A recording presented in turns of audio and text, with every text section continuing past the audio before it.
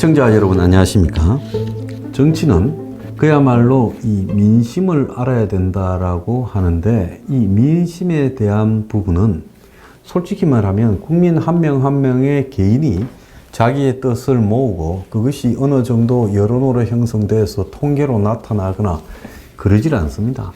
여론조사회사가 있지만 지지율이 몇 프로인가 이런 정도나 대략적으로 국민이 뭘 원한다고 자기들이 원하는 걸 갖다가 여론화 시키는 거지, 진정으로 국민의 여론이 여론조사를 통해서 나타나기는 어려운 거죠. 그렇다고 정당에서 국민 여론이 이렇다는 건 그냥 아전인수격으로 자신들의 행동을 합리화하기 위해서 하는 말에 지나지 않아요.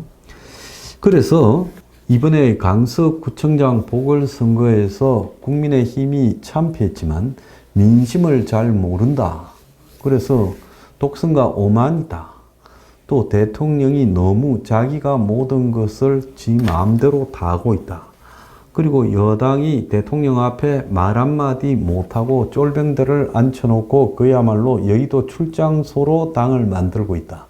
뭐 온갖 이야기가 난무합니다만은 아무도요, 여당이나 윤석열 정권이 매우 기득권적으로 가고 있기 때문에 이번에 선거에서 참패했다라는 말을 하지 않습니다.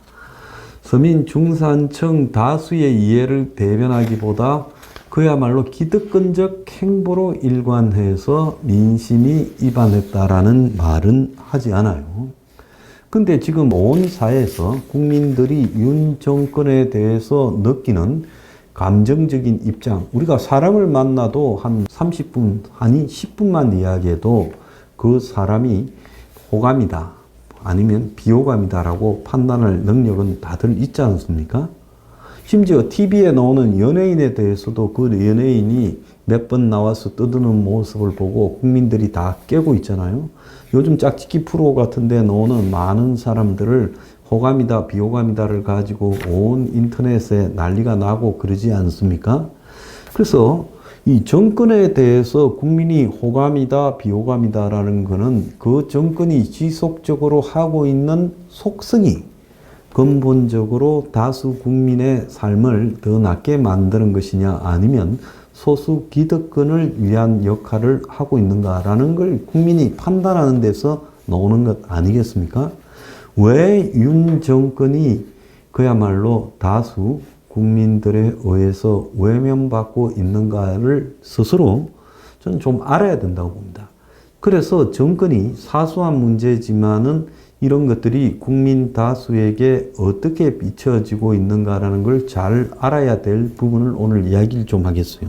자, 오세훈이가 외국인 가사 도우미 월 100만 원 정도 돼야 효과가 있다. 자, 오늘 이런 말을 했어요. 서울시청에서 열린 국감에서 민주당 의원이 외국인 가사 도우미에 대해서 질문을 하니까 현재 이용료가 200만 원 정도다. 그런데 100만 원 정도가 되면 좋겠다. 현실적으로 그런데 이 서울의 물가가 비싸서 100만 원으로는 생활하기 어려울 거다. 이렇게 말을 해요. 그래서 싱가포르, 홍콩처럼 입주를 해서 숙식을 해결하면 이용료가 줄지 않을까. 월 100만 원까지 줄이는 방법에 대해서 고민 중이다. 자, 그러면서 외국인 도우미와 관련해서 인권 침해 가능성이 있고 실질적으로 가정에 도움이 되겠나? 출생률 높이는데 도움이 되겠냐는 지적이 있는데, 분명히 이 제도를 시행한 홍콩과 싱가포르 경우 여성의 경제활동 참가율이 20, 30% 상승했기 때문에 우리 사회에서 출산을 망설이는 원인 가운데 상당한 부분이 일과 가정의 양립이다. 단기적으로 효과는 어렵겠지만은 몇 년간 시행하면 출생률에도 긍정적인 영향을 미칠 것이다 생각한다. 그래서 이런 걸 면밀하게 분석해서 우려되는 인권 침해, 사건, 사고 가능성을 줄이게 되면 좋을 거다 생각한다. 이럽니다. 굉장히 이 세상을 잘 모르고 있다라는 생각이 들어요. 왜 그런가 하면 지금 한국의 저출산 문제가 일과 가정을 양립하기 어려워서 저출산인 게 아니죠. 가장 근본적인 이유는 저출산 문제의 핵심은 주거 문제, 사교육비 등이 원인이죠. 그래서 이 가정부를 넣어서 중산층까지도 월 100만 원 정도의 가정부를 쓰는 방법이 뭔지 고심하고 있다라는 시각. 자, 한국의 중산층이 세계 어디의 중산층이 저렇게 가정부를 쓰는 게 싸게 먹혀서 그걸 갖다가 보편적으로 중산층 가정에서 이 제3국의 각산 노동력 가정부를 수입해가 데려다 놓고 주부는 그 대신에 일하러 나간다. 이런 나라가 세계에서 얼마나 있고 그것이 얼마나 보편적으로 시행이 될까요? 자, 홍콩에서 가정부가 집에 방이 있는 그런 홍콩의 가정이 얼마나 될까요? 싱가포르에서요? 그래서 거기서도 보편적인 게 아니라 거기에서 일부 중상층 이상에만 해당되는 부분이죠. 홍콩의 중산층 이하는 솔직히 가족들도 지낼 방이 부족하지 않습니까? 그래서 근본적으로 가정부, 외국인 가정부 문제가 지금 한국의 저출산을 해결하는 방법이라고까지 오버해서 이야기하는 부분에 이 사람의 머릿속에는 도대체 뭐가 앉아 있을까? 이런 의심이 들 수밖에 없어요. 이런 말들을 누구를 위해서 합니까? 실제 정책이요, 굉장히 지금 현재 시급한 정책이 많고 또 다수의 대중들을 위해서 필요한 정책이 많은데 도대체 외국인 가정부를 200만 원에서 좀 100만 원으로 낮추어서 이걸 가지고 노동을 참가율을 높이겠다고 고민하는 그 대상에 들어가는 그런 가게가 한국에 얼마나 있을까요? 그리고 솔직히 말하면 한국에서 100만 원을 주고 이렇게 가정부를 갖다가 부릴 수 있는 방법이 있나요? 지금 한국의 노동법에 의해서도 최저임금을 줘야 되잖아요. 그런데 도대체 무슨 방법으로 아무리 한국의 생활비를 낮추고 집에 입주를 한다고 해도 한국의 최저임금을 안 주고 외국인 가사 도우미를 부릴 방법이 있나요? 오세훈은 노동법을 모릅니까? 집에 입주만 하면 100만 원을 줘도 되나요? 집에서 먹고 자고가 해결되면요? 그런 문제가 아니지 않습니까? 한국의 최저임금이 적어도 220, 30만 원 된다고 하면 외국인 가사 도우미도 220, 30만 원은 줘야 되는 거 아닙니까? 국제노동법상 ILO하고 맺은 협약상으로 그러지 않아요? 도대체 무슨 생각을 하는지 모르겠습니다. 그래서 이런 정책을 앞장 세우는 것은 오세훈이 기본적으로 한국의 기득권 과정에 중상층 이상 기득권 과정에 이 포커스를 두고 정책을 생각하기 때문에 이렇게 하는 거예요. 잠수교 패션쇼도 그렇고 샛빛 둥둥선도 그렇습니다. 자, 또 한편으로요. 최근에 오래돼서 외국인 숙련 노동자를 지금까지 조금씩 늘려서 2,000명이었는데 이 세븐 비자요. 그러니까 숙련 노동자입니다. 약간은 전문성이 있는 노동자죠. 숙련된 기술이 있는요. 그걸 35,000명으로 17배 이상 늘린다고 하죠. 거기에 한동훈이 손대를 메고 뭐 전남의 조선소 등을 방문하고 해서 확 늘리겠다라고 말을 했죠. 그런데 이 이면에 있는 진실은 아무도 이야기를 하지 않고 있습니다. 한국이 최근에 조선 수주가 늘어났는데 상당수가 저가 수주를 했고 그래서 용접공에게 최저임금을 주려고 하죠.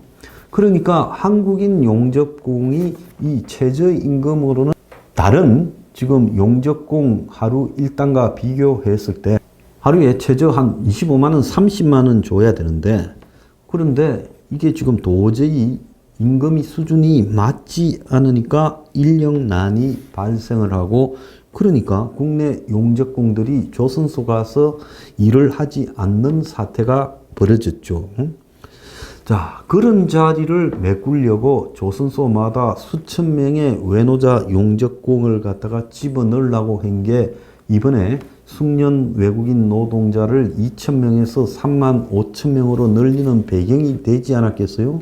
왜 35,000명이냐? 각 조선소에서 필요로 하는 용접공 숫자 등을 합쳤을 때 대략 그 근처에 근접하니까 그런 거예요.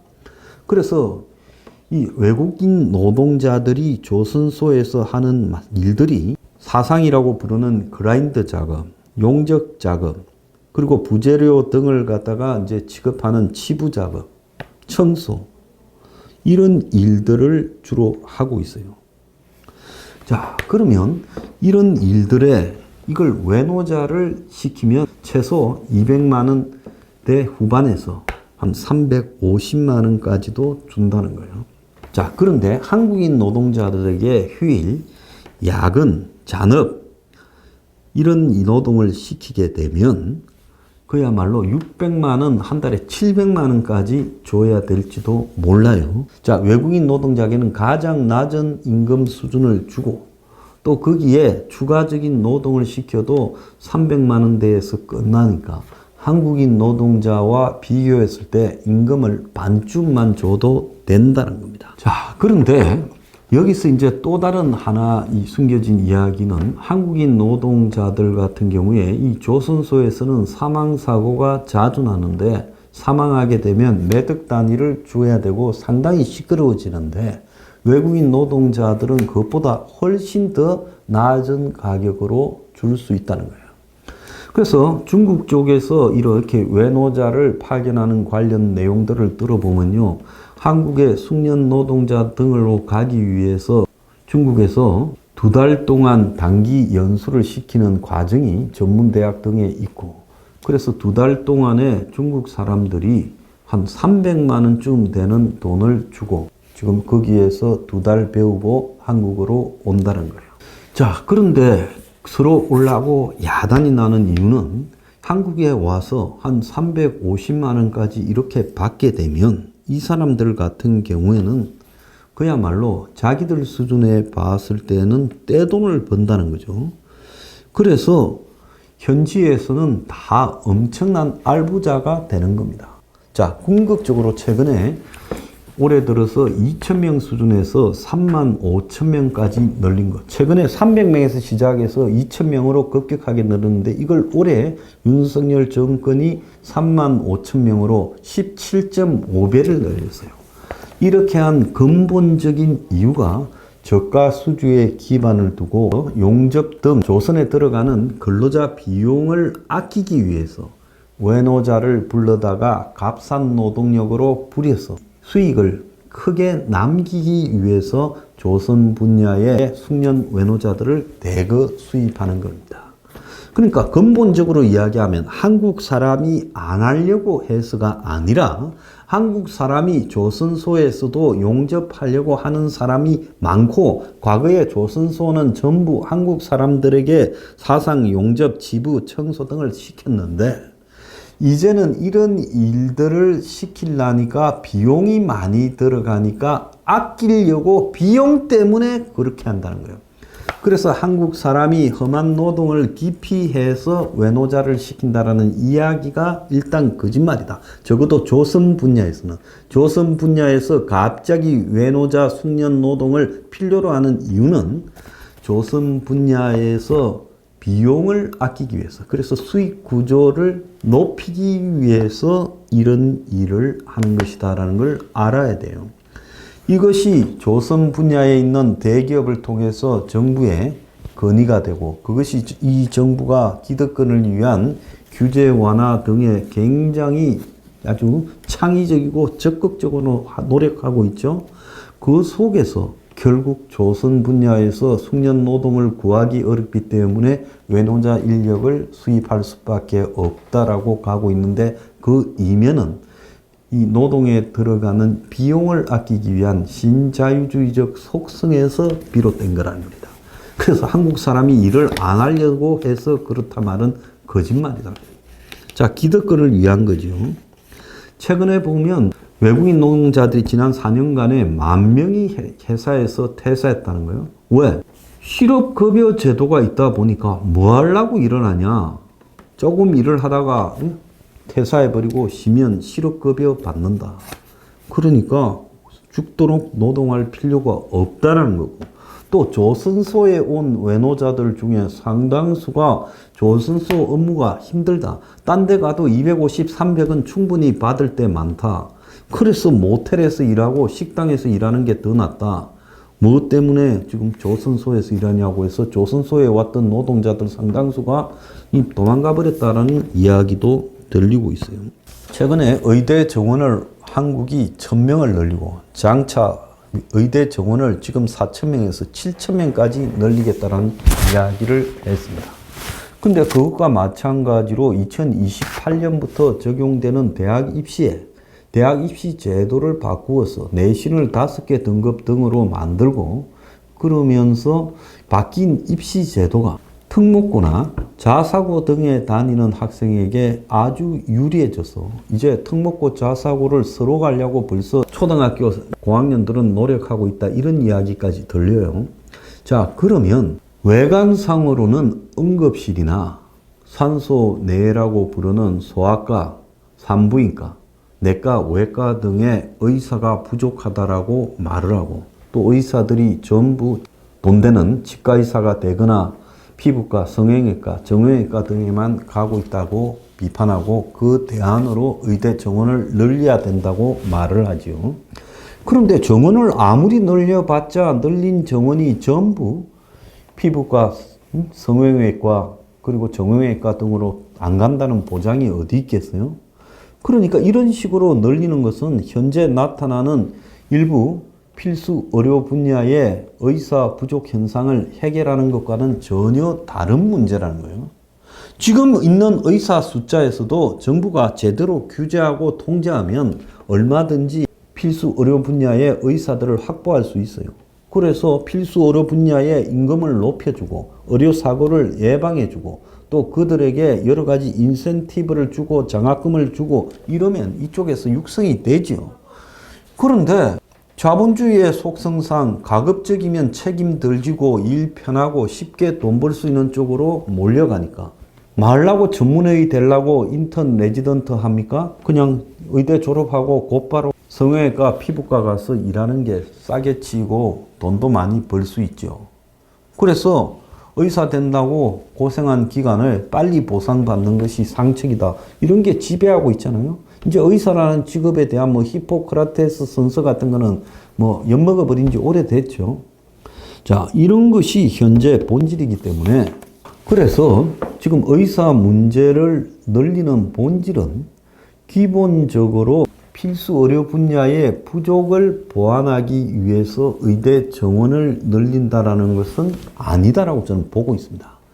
자, 의사 정원을 늘린 것이 궁극적으로 노리고 있는 것은 뭔가 하면, 기득권 자녀들을 전부 다 전문직 의사로 만들려고 한국에 좀 산다 하면 혈안이 되어 있잖아요.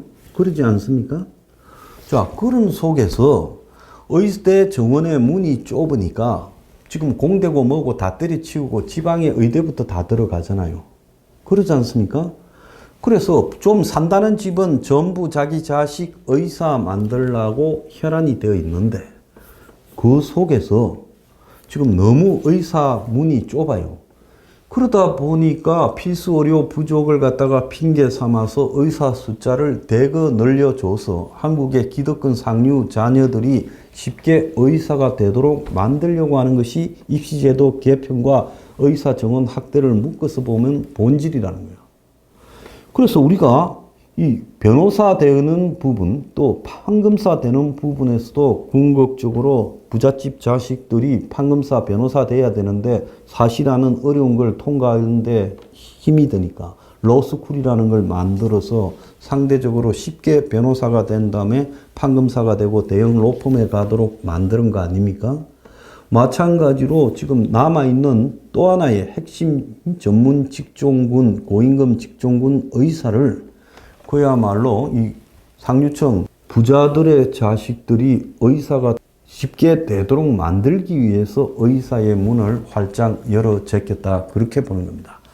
그래서 이 문제도 어떻게 보면 한국의 이 필수 의료 분야에서 의사 부족을 핑계 삼고, 또 한편으로는 킬러 컨텐츠에 의한 학생들의 사교육 문제를 핑계 삼으면서 입시 개편을 했지만 두 개를 묶어놓고 보면 결국은 부잣집에서 상류 기득권층에서 자기 자식을 쉽게 의사를 만들고자 하는 문제에서 비롯됐다는 거예요. 그래서 이런 식으로 국정을 운영하니까 국민들이 이 정권이 기득권 정권이다라고 생각을 해서 지지율이 떨어지는 겁니다. 알겠습니까? We are